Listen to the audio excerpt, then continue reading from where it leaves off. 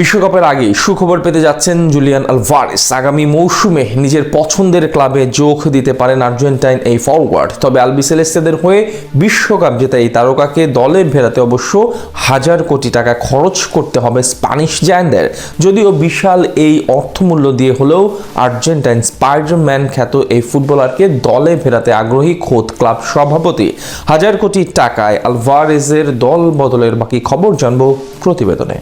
ইউরোপীয় ফুটবলের দল বদলের বাজারে বর্তমানে সবথেকে আলোচিত নাম Argentine footballer Julian Alvarez. Atletico Madrid ছেড়ে তার বার্সেলোনায় যোগদানের গুঞ্জন নিয়ে ইতিমধ্যেই তোলপাড় চলছে ফুটবল মহলে। মাত্র এক মৌসুম আগেই 95 মিলিয়ন ইউরোতে অ্যাটলেটিকো মাদ্রিদে এসেছিলেন তরুণ এই ফুটবলার। কিন্তু ডিয়েগো সিমিওনির রক্ষণাত্মক কৌশলের সাথে তার খেলার ধরনে বড় রকমের বৈপরীত্য দেখা যাচ্ছে।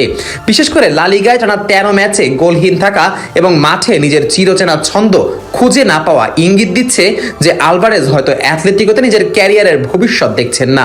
একই সাথে বার্সেলোনা তাকে দলে ফেরাতে যে আগ্রহ দেখাচ্ছে তা কৌশলগত এবং ভবিষ্যৎ পরিকল্পনার দিক থেকে অত্যন্ত তাৎপর্যপূর্ণ।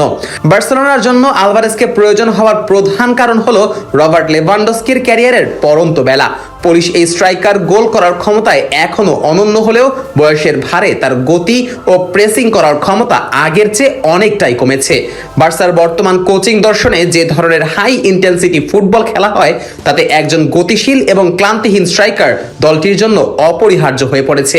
এছাড়া ফেরান তোরেসের দীর্ঘমেয়াদী অফ ফর্ম এবং আক্রমণ ভাগে বিকল্পের অভাব কাতালান ক্লাবটিকে সংকটে ফেলেছে। ঠিক এই জায়গাতেই জুলিয়ান আলভারেজ হতে পারেন বার্সেলোনার জন্য তুরুপের তাস।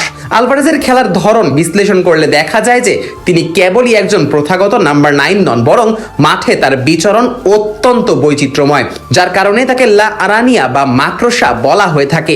তিনি যেমন প্রতিপক্ষের ডিফেন্ডারদের ওপরে প্রথম থেকেই প্রচন্ড চাপ সৃষ্টি করতে পারেন, তেমনি প্রয়োজনে নিচে নেমে এসে মিডফিল্ডারদের সাথে বল দেয়া নেয়া করে আক্রমণ তৈরিতে সহায়তা করেন। বার্সেলোনার ঐতিহ্যগত পজিশনাল প্লেতে খেলার যেই ঘরানা, তার সাথে আলভারেজের এই অলরাউন্ড ক্ষমতা দারুণভাবে মানিয়ে যায়। বিশেষ করে উইং দিয়ে ভেতরে ঢুকে পড়া কিংবা ফলস 9 হিসেবে খেলা করার যে সক্ষমতা তার রয়েছে তা বার্সার আক্রমণ ভাগকে আরো বেশি সৃজনশীল করে তুলবে।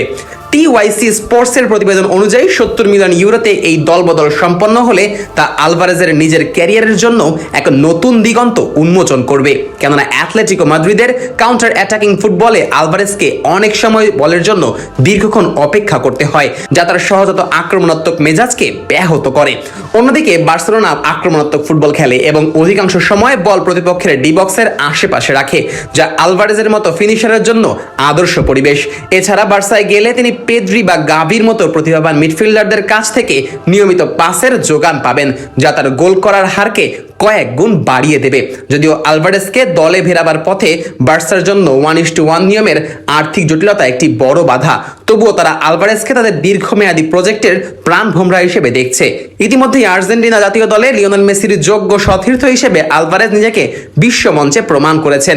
আর বার্সেলোনাও তাই ঠিক এমনই একজন খেলোয়াড়কে খুঁজছে, যিনি বড় ম্যাচে চাপের মুখে বুক চিতিয়ে লড়তে পারেন এবং যার মধ্যে উইনিং মেন্টালিটি রয়েছে।